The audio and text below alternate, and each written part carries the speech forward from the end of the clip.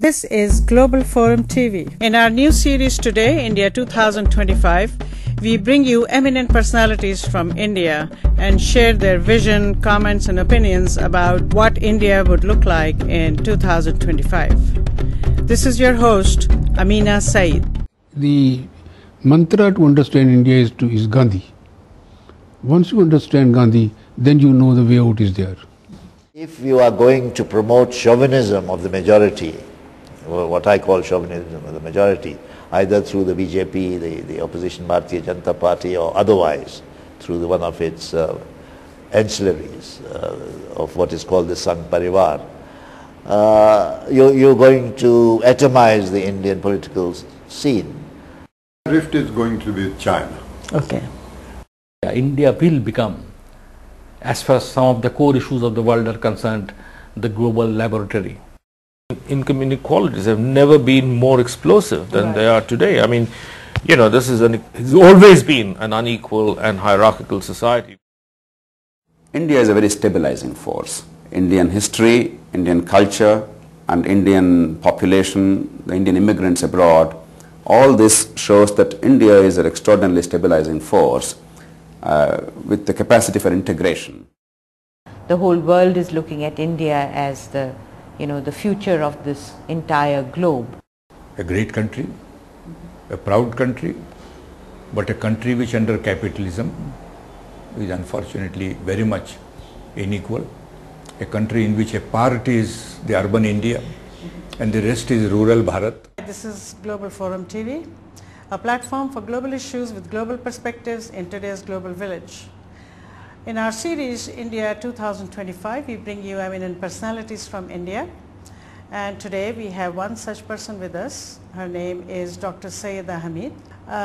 Thank you very much for being with us, Dr. Hamid. To say that Ms. Syeda Hameed is a member planning commission of India is enough to say how accomplished she is.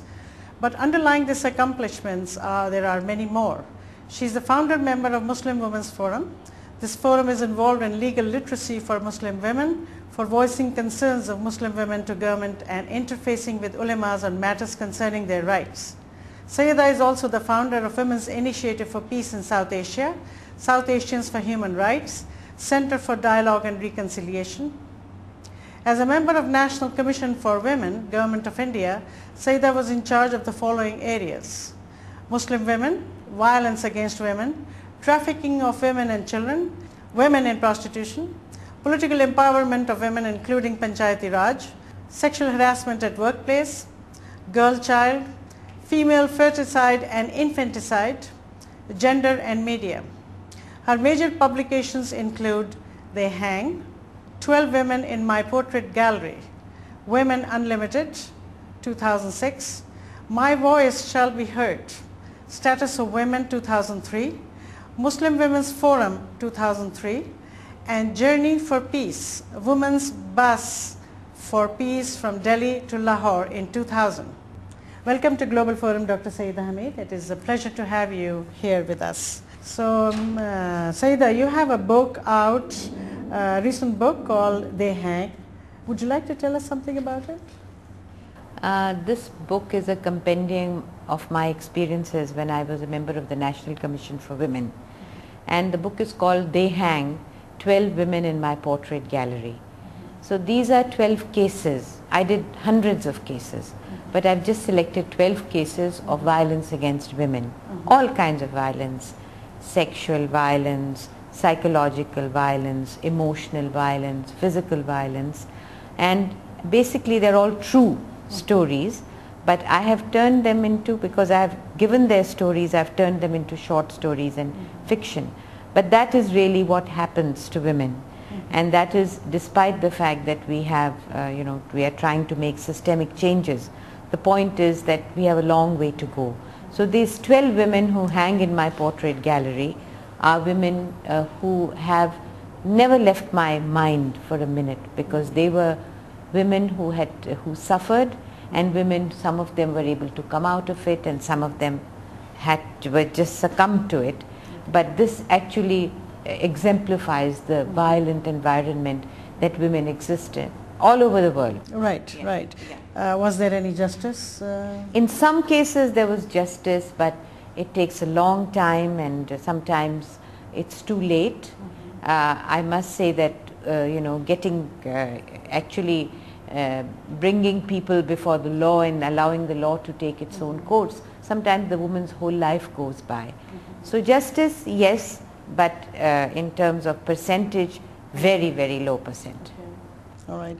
So that brings us back to the India 2025 series. How do you see India on the global scene today? India, there are two Indias today. There is one India which is now in a very globalized world.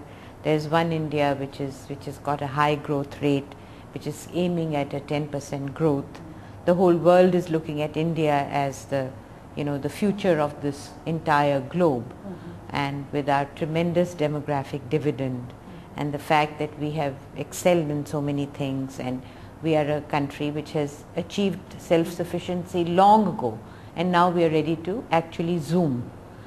There is another India which is still caught in another century, which has not really been able to benefit from the growth, from the fruit of development, from actually the impact of development.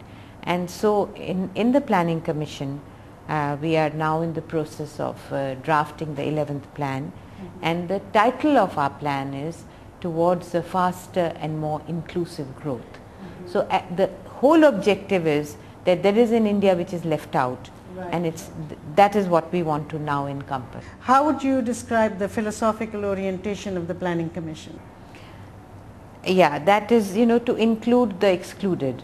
And, we are a country of billion plus today, and we could 25 to 30 to 40% in some states have been left out of this paradigm of growth.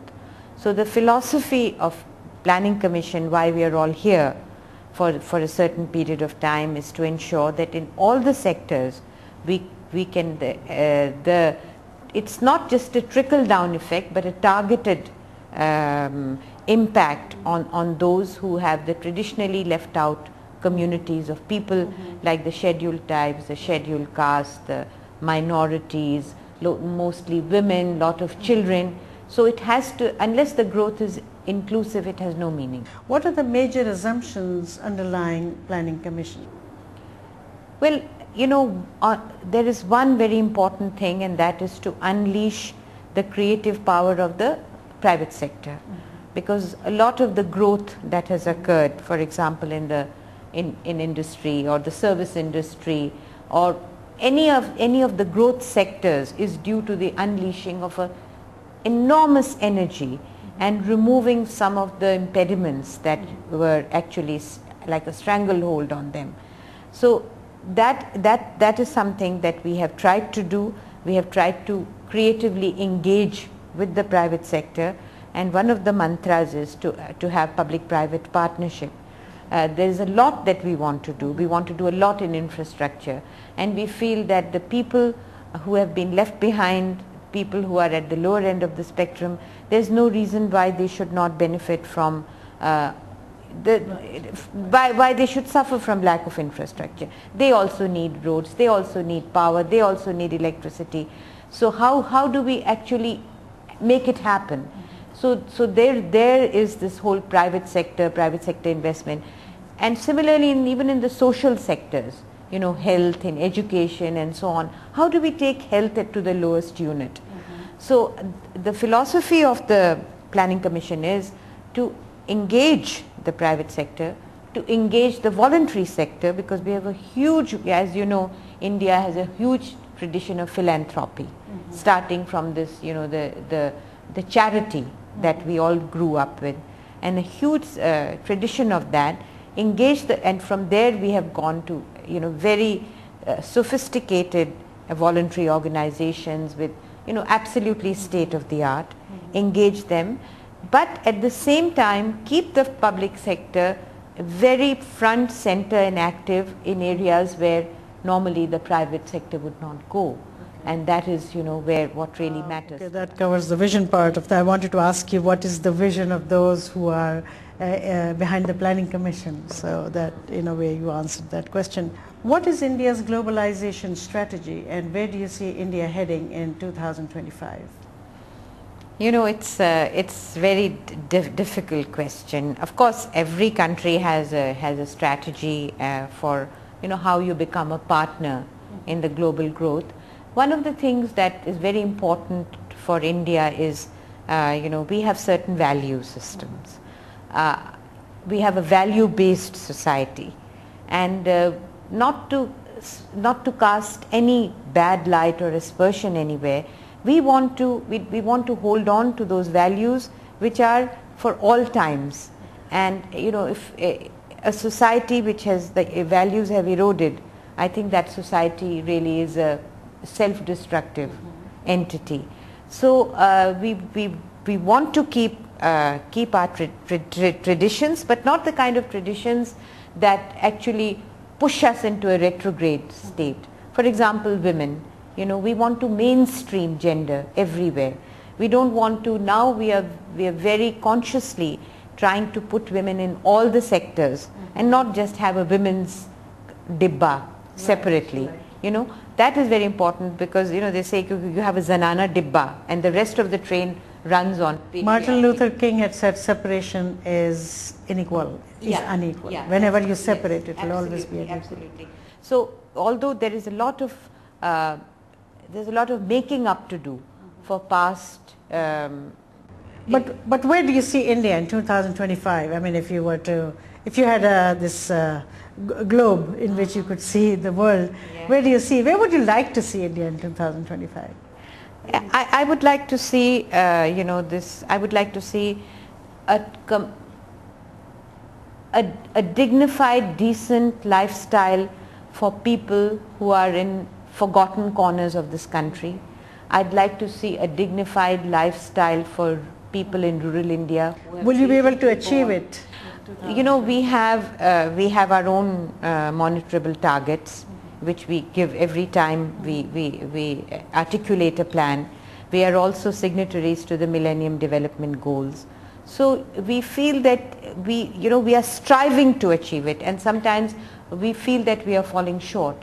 So then we put more resources, but putting more resources is not always the answer, because the resources don't normally reach where they need to reach. So my dream for India is something which our former president talked about in concept of Pura, provision of urban amenities in rural areas, which simply means conveniences, so that people can stay within their environment, so that we don't have this tremendous load on the big cities, the creation of slums, spoiling of environment. So a khushhal India is my dream. Yeah. Where will India be in 2025 with respect to regional and superpowers? You know, India has our tradition since the time of Jawaharlal Nehru and Panchsheel principles has always been to keep a friendship with, you know, a global friendship. And there is, you know, we say increasingly difficult to be non-aligned and so on, but we have always had a friendly relations, and we have rarely taken sides. So we really want to keep that tradition, is that Panchsheel tradition of Nehru. I think that still is a very important Nehruvian philosophy for us. We don't want to become, you know, we want to keep our individuality, our identity. We don't want to become clones. That's my dream anyway. Yeah. Okay. But you think we are on our way to becoming clones? No, not at all. We have no. I'm just talking, you know, in terms of looking at the world. You said you look at the world in a crystal bowl, and when I look at the world in a crystal bowl, I see all kinds of combinations emerging. But India has to, you know, keep her own individuality, something which was ingrained in us by Mahatma Gandhi, by Nehru, by Azad, by all our, you know, visionary leaders. And I think that sensibility still holds. If we are to assume that by 2025 there will be other centers of power like China, Russia, India, USA, Japan, European Union. What rifts and alliances do you see between them and India? I don't see rifts and alliances. We are a country of philosophers. We are a country which has learned to create bridges between people, understandings. We have within our own region, I asked you what regions, because we also talk a lot about regionalism within the country. And we have a hugely diverse country. We're like a subcontinent. And we have been able to live with all these contradictions. It's not easy, but it's not undoable. So I really don't see any conflicts in the future. Okay, but you see alliances. I see friendship. I see building of bridges. I see aversion of any kind of violence to humanity. I see a peaceful India heralding a peaceful world. What issues will define the relationship among these powers? Will it be water, energy, oil, markets, population? All of these. I think you have really zeroed in on a lot of our economists talk about this next century being a century for water. I think water, every resource is going to become scarce, and and all of us are becoming extremely conscious of what are we going to do about our environment, what are we going to do about water, energy, conservation. We have been, like Mahatma Gandhi said, we have, enough for our need and never enough for our greed. Okay. And we have always learned to live with, we have always been taught as in our culture, a certain frugality with which we have all, you and I as children, we learned how to conserve, we learned how to be frugal, even if we could afford. I mean, in my case, I can say I came from a modest family. So I learned how to, I see that presently there's a hugely wasteful generation right under my own nose. So I feel that mentality is something which has to be expunged. We have a good tradition and we have to go back to it. What will be India's major strength in the global village? Well, I mean, I would say that India's demographic dividend is a great strength. We have the largest number of youth anywhere in the world who will be carrying the burden, and of course our age profile is also increasing, but the fact remains that this is a country of youth, and most of Europe and North America and Western Europe and all are graying. They're graying, yes. Despite the fact that India has a large, dynamic, burgeoning middle class of 300 million, there are equal number of people who are in underclass. Where do you see them in 2025? I see them having come out of the spiral of poverty. I see them as having been able to, there's this poverty line, which is something that we are continuously trying to define, because what is consumption poverty, what is income poverty, what is asset poverty, we are always trying to define it. I feel that I see them having come out of that and being the middle class becoming a larger middle class, and there's some redistribution of assets, redistribution of land to the landless, dignity to the farmer, to the cultivator, and farmers. When I say farmers, I'm thinking a lot about women, because a lot of our work, agriculturists are women today. So, and artisans, we have next to agriculture, we have the highest number of people employed in handlooms and handicrafts today. I see them as coming out of the spiral of poverty. Fingers that produce the greatest beauty, today they are below poverty line, and I see that whole paradigm changing. Do you believe that India has a 300 million strong middle class, or is this number exaggerated?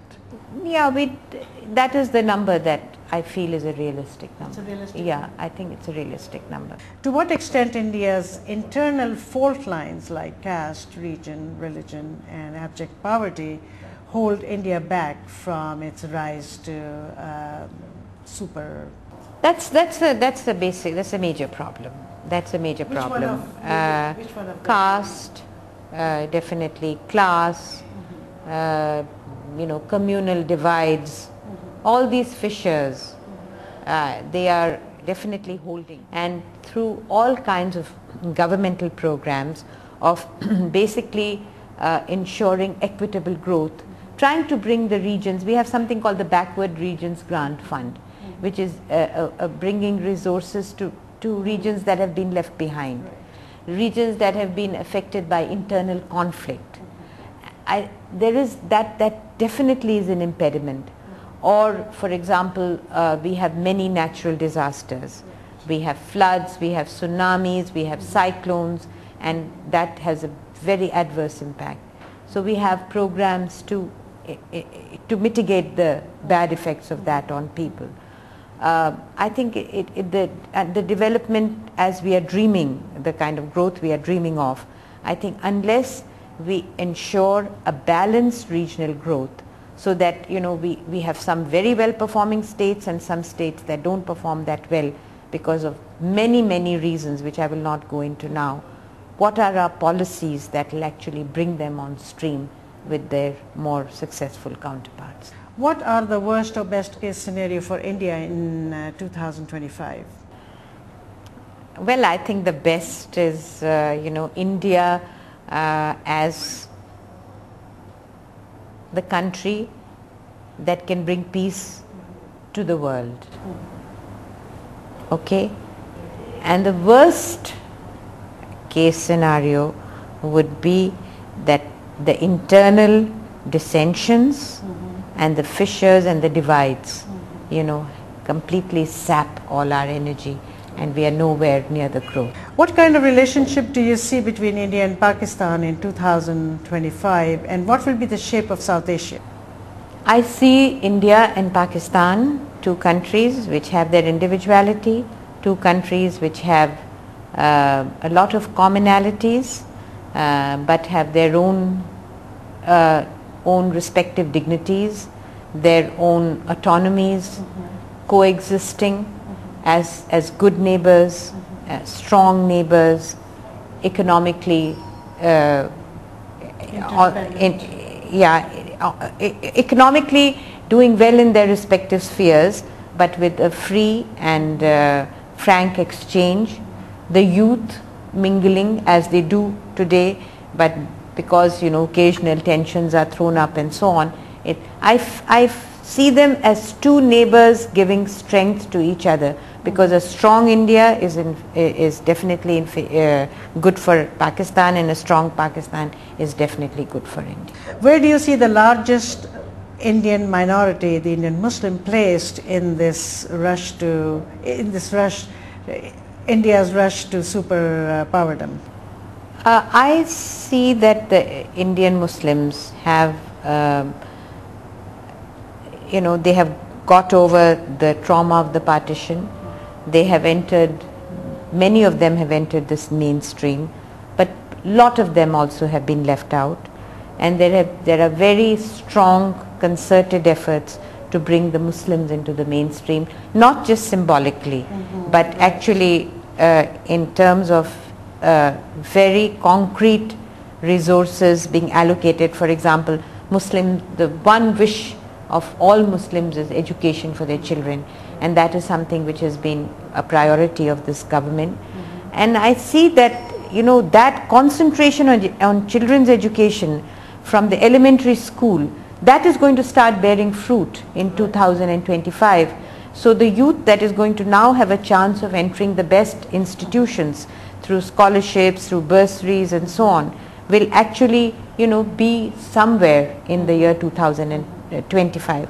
So I feel that whatever we are doing today, we will not see the result of it, but that will definitely become evident in that.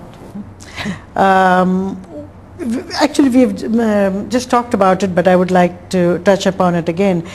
Will India be forced to change some of its norms, values and attitudes as globalization is sweeping the whole world? Globalization is bound to impact, and it has impacted, and you can see that in the way we dress, the music that we enjoy, the icons that we love, the way our lifestyles are, the way we take our holidays, the way we treat our work week and so on. You can see that impact. it's unnatural to say that globalization is not going to, it's unrealistic that globalization is not going to impact. Is there anything that bothers you about that change? The only thing which bothers me is that, you know, countries which have gone far ahead, you know, they are beginning to realize, you know, the importance of some of the values that the newer generations rejected. So you see a kind of coming of full circle. And I feel that instead of actually going the whole hog, maybe we should take stock. And that is why again and again, you know, in school we talk, when we go back and talk to our schools, we talk of something which I heard my father talk about, which is this whole thing of value-based education, which is the importance of working with hands, which is the importance of field experiences. So children, for example, who are privileged children studying in public schools should really have a taste of what it is like to be in a slum and what it is like to be a handicapped child or an HIV/AIDS affected. So I think that spirit should actually become, it's intrinsic to us, and in this horde of trying to globalize, we should not lose track of. Will the role of religion in public life increase or decrease by 2025? You are talking of politicized religion. Of course, we are a secular state, so you know, religion doesn't have any place in our public life, and yet we are, you know, we see the demonstration of religion. If you were to ask me, I would say religion is a very private thing. It's something which is, and even in Islam we say lakum dinakum waliya deen, to you your faith and to me my faith, and we exist in peacefully together. So I don't think it has any place in public life. I don't believe in doing rituals and all in public. But its influence and rifts between religions have been increasing in the past so many years in India and outside India. That has I think been, I mean I don't know much about other religions, I only know about my own religion, and I feel that it has been highly politicized, it's been used for vested interest. I feel that we have, I mean I'm talking now as a Muslim, I feel had we only adhered to what Islam, the spirit of Islam is, it would have been a completely different story. And I feel, and I'm going to say something which, you know, is something which was really from my heart. I think the change is going to come from women. Gender is going to bring a big difference. Today, Islam is a very patriarchal religion. Most religions are very patriarchal. But I think the women are going to bring the change, because women, you know, things have to fall in the caring hands of the gender. So that is where the hope is. Okay. Peter Schwartz talks about inevitable surprises. What will be India's inevitable surprise in 2025? I can't even guess. Okay. Okay. What 3 words would you use to describe India today? As I see it today,